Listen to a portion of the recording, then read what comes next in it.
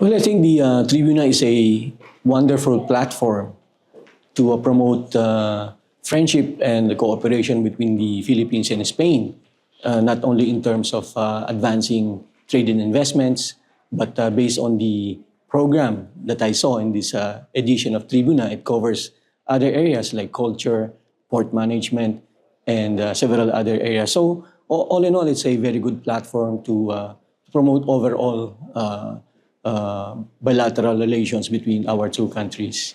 Well, the Philippines benefited greatly from the EU GSP Plus scheme, but this GSP Plus scheme will expire very soon, even beyond its extension. So the Philippines would like to make a more permanent basis for our trade preferences, and concluding an FTA is a good way to do this. The part of the Philippines, of course, will be gaining market access to European markets, including Spain's, and it also promote access for our services and investments. But of course, it doesn't have to be a one-way street. The way we look at it, the FTA will also be mutually beneficial. Spain would benefit much in terms of investments because it will pave the way for Spanish investments to enter the Philippines. And, you know, we have several factors that work in our favor. We have a big population, which means big market, big consumer market for Spanish products. And we have a growing middle class. We'll be attaining the upper middle income country status very soon. So all of these are opportunities for Spanish businesses to enter the Philippines. And for investments, we have liberalized our incentives. We have revised our legislation to make incentives more attractive and to make our tax regime more globally competitive. So all these things, you know, we try to make the Philippines a more attractive investment destination. Well, I would say the negotiations are proceeding very well, and both sides have agreed to fast-track the negotiations, and we both hope to be able to conclude the FTA negotiations by 2026 or 2027 at the latest. So negotiations are still going. It's covering a lot of disciplines, and at this time, you know, we would prefer to wait until the conclusion of the FTA itself before we can explain more the coverage of this FTA. Well, these are very important areas for the Philippine economy. Like you mentioned, renewable energy, infrastructure, and shipbuilding.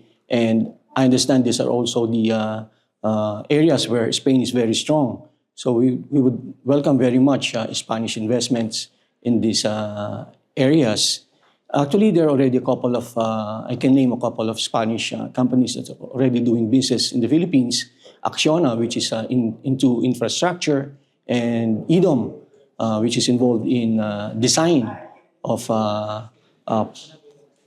I know some expressways and some ports. So, you know, Spanish companies already in the Philippines doing business, and we hope we can attract even more Spanish companies. Yeah, like I mentioned, we have reformed our legislation to give more incentives. For example, some sectors of investments, we allow 100% foreign ownership. So this is a very important factor for foreign investors to consider when they invest in the Philippines. And we are also aligning our tax regime to make it globally competitive. So these two things, 100% foreign ownership and tax incentives, I think they provide very good reasons for foreign investments to come into the Philippines. Well, the Philippines, we have been very consistent in our position with regard to these issues. We have always been advocating the primacy of the rule of law. So we are working with like-minded countries who share the same values that we do, promoting democracy, a rules-based international order. So we would like to see countries involved in different issues, starting, for example, with Ukraine or in the South China Sea. We are advocating the primacy of the rule of law. We are calling on all countries to respect international law.